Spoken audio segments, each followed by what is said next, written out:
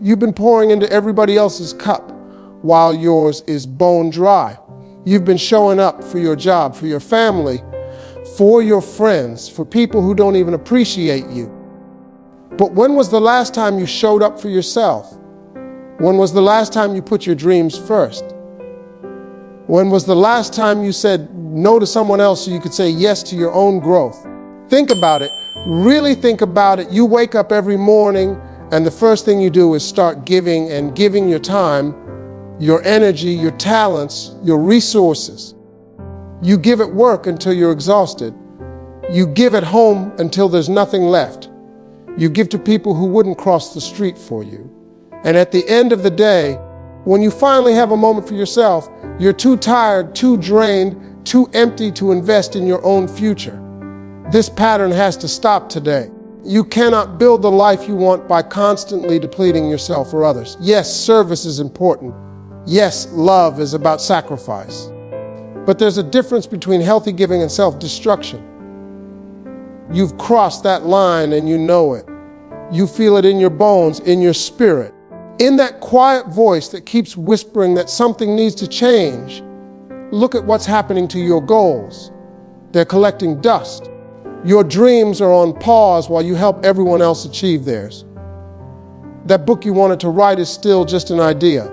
That business you wanted to start is still just a conversation you have with yourself at night. That degree you wanted to earn is still years away because you keep putting everyone else's education, everyone else's advancement, everyone else's priorities ahead of your own. Your best self is being given away in pieces to people and places that will forget about you the moment you stop being useful. That company you're breaking your back for will replace you in a heartbeat. Some of those people you're bending over backwards for wouldn't even notice if you disappeared tomorrow. Meanwhile, the one person who deserves your absolute best, the one person who will be with you for your entire life, is being neglected. That person is you.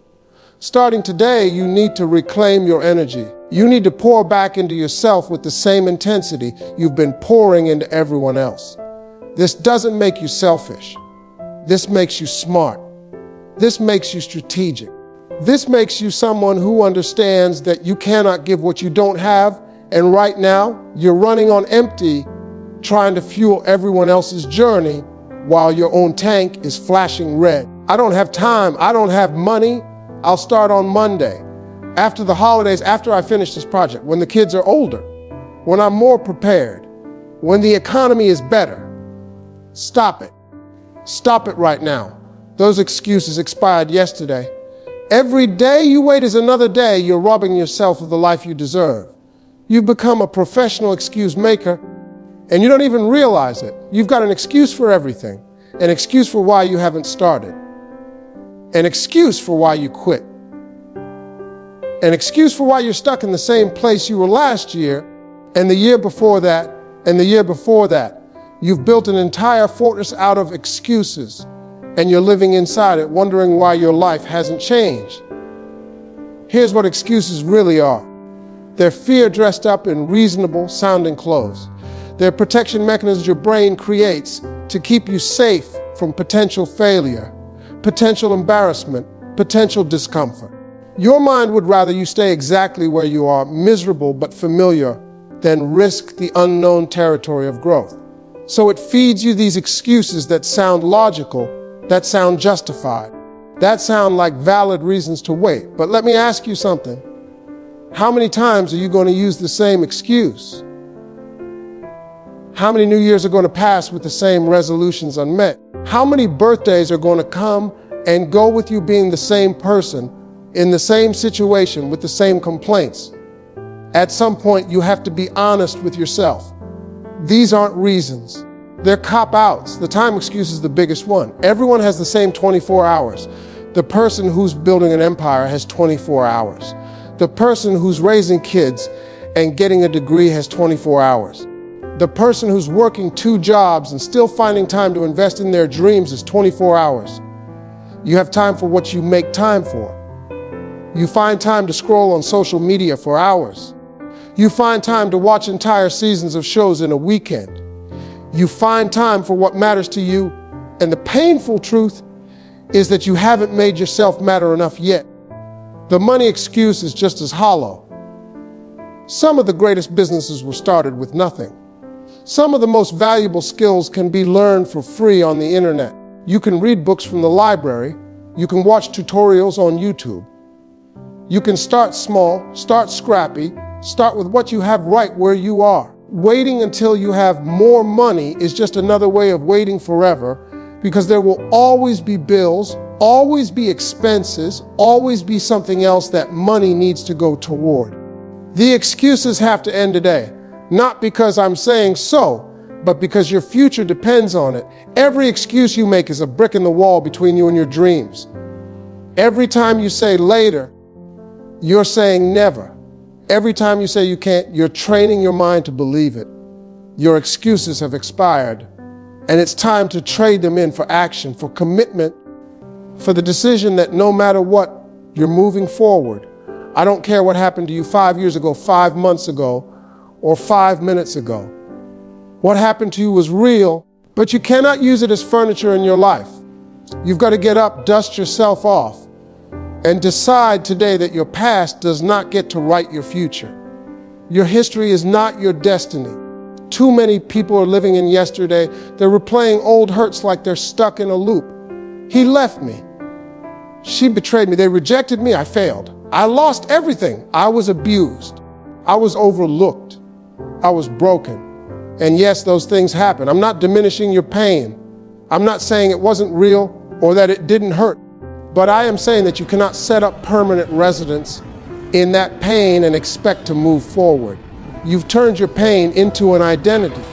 You've turned your trauma into a story you tell yourself about why you can't succeed, why you can't trust, why you can't try again. You wear your wounds like badges, like proof that life is against you, like evidence that you're justified in staying stuck. But here's what you're really doing. You're giving the people in situations that hurt you continued power over your present and your future. Every day you wake up and rehearse that old story. You're choosing the past over your potential. Every time you make a decision based on what hurts you instead of what could heal you, you're letting yesterday steal today. Your ex doesn't deserve that much real estate in your head. The job that fired you doesn't deserve to dictate your confidence. That failure from 3 years ago doesn't deserve to prevent you from trying again. The most successful people you admire have been through hell too. They've been betrayed, rejected, broken, and knocked down. The difference is they didn't camp out there. They didn't build a house in their heart. They felt it, they learned from it, they extracted the lesson, and they kept moving. They understood that the rearview mirror is smaller than the windshield for a reason. You're supposed to glance at where you've been, but focus on where you're going. Healing doesn't mean forgetting. It means the memory no longer controls you. It means you can acknowledge what happened without being paralyzed by it. It means you can say, yes, that hurt me, but it didn't destroy me. Yes, that was painful, but I'm still here. Yes, that chapter was dark, but I'm the author of the next one, and I get to decide how the story continues. You have to make a conscious decision to release the grip that yesterday has on you. Forgive not because they deserve it, but because you deserve peace. Let go not because it didn't matter, but because you matter more. Move forward, not because the past wasn't painful, but because your future is too valuable to sacrifice at the altar of old wounds. Your best days are ahead of you, but only if you stop dragging all your worst days along for the ride. You've got something special inside you. We all do. But that gift is dying because you're too comfortable being mediocre. Your potential is banging on the door of your comfort zone, screaming to get out, and you keep ignoring it. How long are you going to let your gift suffocate? There's something you're naturally good at, something that comes easily to you that other people struggle with. There's a talent, a skill, an ability that you've been sitting on, downplaying, ignoring. Maybe it's how you communicate. Maybe it's how you create. Maybe it's how you organize or teach or inspire or build. Whatever it is, it's there, and it's wasting away because you're too scared to step out and use it. Your comfort zone feels safe, but it's actually the most dangerous place you can be. It's where dreams go to die. It's where potential goes to waste. It's where you convince yourself that okay is good enough, that average is acceptable, that staying small is somehow noble or humble. But there's nothing noble about hiding your light. There's nothing humble about playing small when you were built for greatness. You know exactly what I'm talking about because you feel it. You feel that restlessness, that knowing sense that you're capable of more. You see other people doing what you know you could do, maybe even what you could do better, and you feel that sting of regret. You think to yourself, I could do that, I should do that, I wish I had done that. But thinking about it, talking about it, and wishing about it doesn't count. Action counts. The reason you stay comfortable is that growth is uncomfortable. Stepping into your gift means stepping into uncertainty.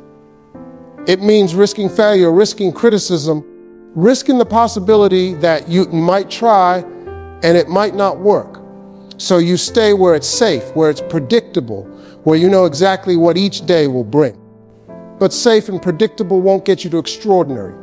Safe and predictable won't unlock your potential. Every single day you don't use your gift, it weakens.